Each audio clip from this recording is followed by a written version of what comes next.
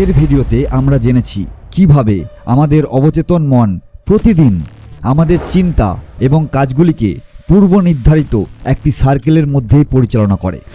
আমাদের এই অবচেতন মন হলো আমাদের শরীরের একমাত্র রাজা, আর প্রতিটি রাজার মতো তারও একজন মন্ত্রী আছেন, যিনি হলেন আমাদের চেতন মন।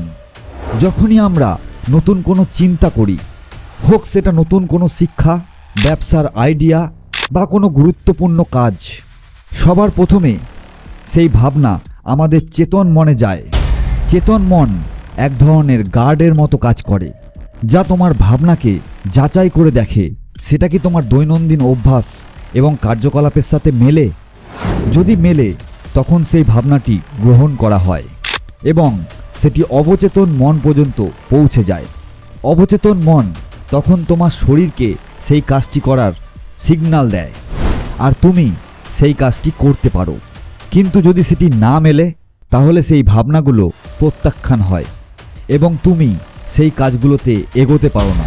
এখন তুমি নিশ্চয় বুঝতে পারছো, নিজেকে পরিবর্তন এবং উন্নত করতে হলে তোমায় কোথায় কাজ করতে হবে। তোমার মতামত কমেন্টে জানাও। দেখা হচ্ছে পরের ভিডিওতে।